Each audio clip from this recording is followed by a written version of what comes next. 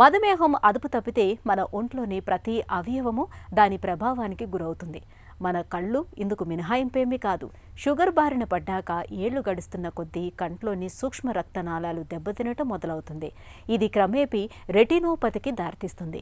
Diabetic retinopathy ఒక సజీవమైన bomb లాంటిది. అది మన కంట్లో తిష్ట వేసుకుని ఉన్నప్పటికీ మనకి ఎలాంటి బాధలు ఉండవు.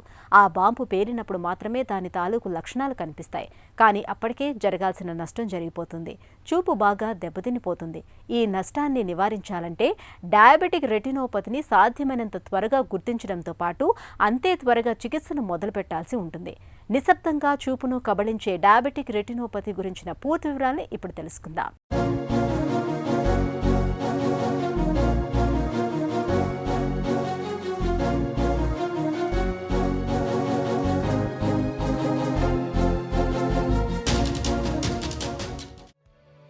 మన కళ్ళు సజీవ కెమెరా లాంటివి.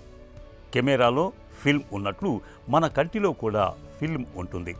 ఇదే రెటీనా. ఇది ఉల్లి పొరల పల్సగా ఉండి కంటి లోపల వెనుక భాగంలో చాపలా విస్తరించి ఉంటుంది. రెటీనా అనేది మన కంటిలో అతి ముఖ్యమైన భాగం. రెటీనాకు రక్తం సరఫరా చేసే రక్తనాళాలను రెటినల్ బ్లడ్ వెజల్స్ అంటారు. ఇవి రెటీనాలో శాఖోపశాఖలుగా విస్తరించి ఉంటాయి. షుగర్ వ్యాధి ఈ రెటీనా రక్తనాళాలను బలహీనపరిచి వాటికి తూట్లు పడేలా చేస్తుంది. అందువల్ల ఈ నాళాలు లీక్ అవటం మొదలవుతుంది. రెటీనాలో ఈ లీకేజ్ అంచెలంచెలుగా పెరిగి ఆఖరి స్టేజీలలో తీవ్ర రక్తస్రావం జరుగుతుంది. షుగర్ వల్ల వచ్చే ఈ కంటి నాళాల జబ్బునే డయాబెటిక్ రెటినోపతిగా పిలుస్తారు. చాలా కాలం నుంచి షుగర్ జబ్బుతో బాధపడుతున్నప్పుడు షుగర్ లెవెల్స్ని ఎప్పుడూ నియంత్రణలో ఉంచుకొని వారు, షుగర్ లెవెల్స్లో వ్యత్యాసాలు ఎక్కువగా ఉంటున్నప్పుడు, షుగర్తో పాటు హై బీపీ, గుండె జబ్బులు, కిడ్నీ సమస్యలు ఉన్న వాళ్ళకి రెటినోపతి వంటి కంటి సమస్యలు వచ్చే అవకాశాలు చాలా ఎక్కువగా ఉంటాయి. డైట్ వల్ల ఫ్యామిలీ హిస్టరీ కూడా ఉంటే డయాబెటీస్ వచ్చే ఛాన్సెస్ 100కి 100 ఉంటుందేమో. అందుకని ప్రతి ఒక్కళ్ళు ఇది గమనించి జాగ్రత్త తీసుకోవాల్సిన జబ్బు డయాబెటీస్. ఈ డయాబెటీస్ ఏం చేస్తుంది మన శరీరానికి అంటే అసలు కంటికి ఏం చేస్తుంది? ఒక్క విషయం, కన్ను window of the human body, అంటే కిటికీలో నుంచి చూసినట్లు. ఈ కన్ను అనే కిటికీలో నుంచి మనం కంటి లోపలికి చూస్తే చాలా జబ్బులు, శరీరంలో ఉండే జబ్బులు కూడా కనుక్కోవచ్చు. బీపీ గురించి తెలుసుకోవచ్చు, అట్లానే డయాబెటీస్ గురించి తెలుసుకోవచ్చు, గ్లకోమా గురించి తెలుసుకోవచ్చు కంటి లోపల చూసి. ఇట్లా రకరకాల కొన్ని జబ్బులు ఉంటాయి. ఆ జబ్బులన్నీ కూడా కంటిలో నుంచి మనకి కనపడతాయి. కాబట్టి కంటిని window of the human body అన్నారు జబ్బులు వచ్చేటప్పటికి. ఇక మీకు ఈ డయాబెటీస్లో 2 రకాలు ఉన్నాయనే విషయం కూడా చాలామందికి తెలుసు, టైప్ 1, టైప్ 2 అని. ఇది టైప్ 1 ఉన్నా టైప్ 2 ఉన్నా దాని ఎఫెక్టు మన బ్లడ్ వెసల్స్ మీద, మన రక్తనాళాల మీద పడి అవి వీక్ అవటం వలన ఆ వాల్స్ వీక్ అయ్యి, అంటే ఒక ట్యూబ్ తీసుకోండి, ఒక రబ్బర్ ట్యూబ్ నిండా రోజు వాటర్ పోతుంది. ఆ వాటర్ దరిదాపు ఒక 5-6 సంవత్సరాలు పోతూ ఉండగా ఈ రబ్బర్ వాల్స్ వీక్ అవుతాయి. Same mechanism. ఈ రక్తనాళాలు వాల్స్ వీక్ అవటం వలన లీక్ అయిపోయి మన నరంలోకి, అంటే రెటీనాలో ఉన్న నరం, ఆ నరం ఎంతో ఉండదు, ఉల్లి పొరలాగా ఉంటుంది.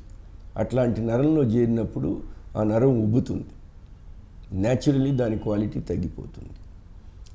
ఎప్పుడైతే రెటీనాలో ఇట్లా నీరు చేరి ఈ బ్లడ్ వెజల్స్ లీక్ అయ్యి దానివల్ల వచ్చే ఇబ్బందుల వలన నరాలు దెబ్బతింటాయో ఆ మార్పుల్నే డయాబెటిక్ రెటినోపతి అని మనం అంటాం. మన శరీరానికి గుండెపోటు అనేది ఎంత ప్రమాదకరమో డయాబెటిక్ రెటినోపతి అనేది మన కంటికి అంత ప్రమాదకరమైంది. పేషెంటు తనకు తానుగా ఈ వ్యాధిని గుర్తించటం సాధ్యం కాని పని.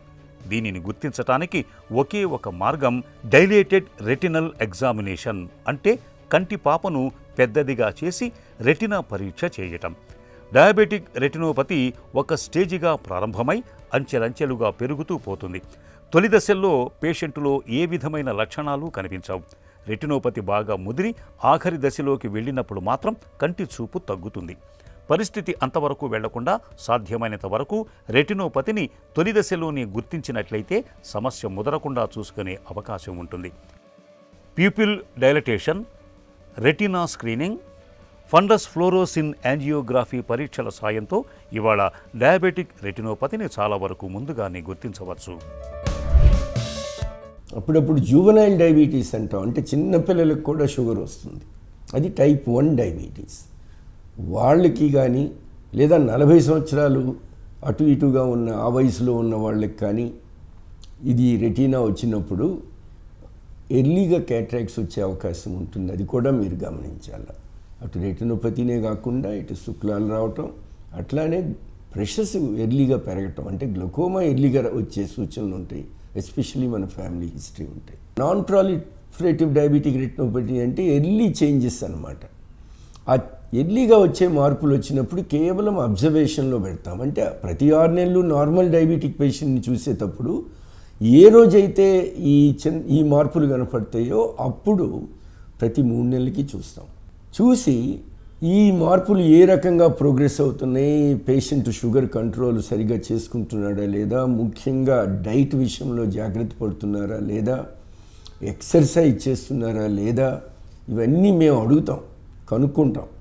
HbA1c చేసినా, లేకపోతే ఫాస్టింగ్ బ్లడ్ షుగర్స్ చేసినా, పోస్ట్ ప్రాండియల్ బ్లడ్ షుగర్స్ చేసినా, ఏ రకమైన టెస్టులు చేసినా అది ఆ క్షణం రిపోర్ట్. అంతేగాని పొద్దునపూట చేస్తే సాయంత్రం షుగర్ లెవెల్స్ ఎట్లా ఉంటాయో మాకు తెలియదు, మీకు తెలియదు.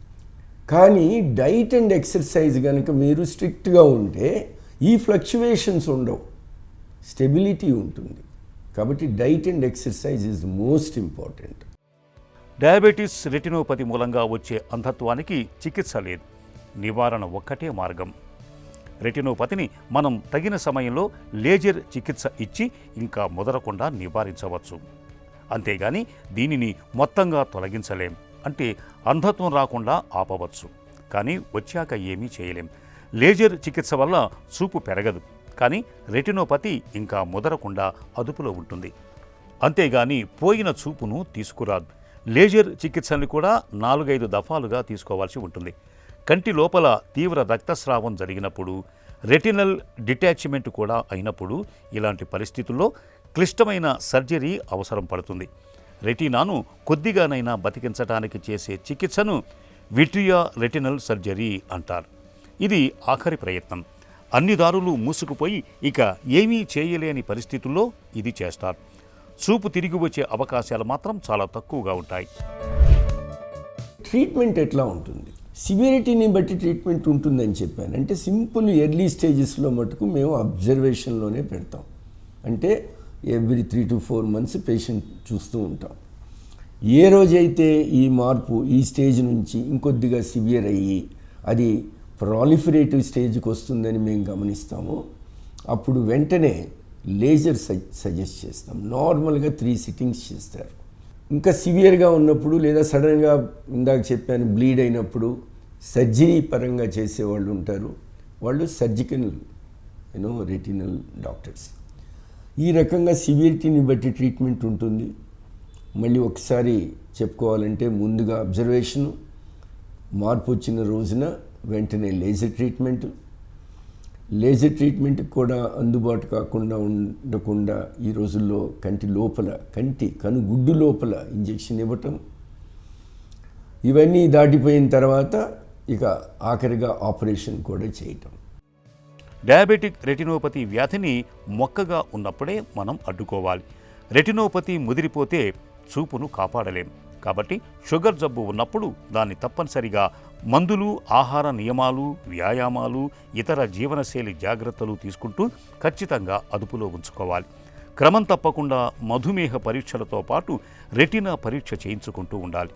అవసరమైనప్పుడు రెటినా యాంజియోగ్రఫీ, లేజర్ చికిత్స చేయించుకోవాలి. కనీసం ఏడాదికి ఒకసారైనా మాస్టర్ హెల్త్ చెకప్ చేయించుకోవాలి. ఈ జాగ్రత్తలు డయాబెటిక్ రెటినోపతిని చాలా వరకు అదుపులో ఉంచుతాయి.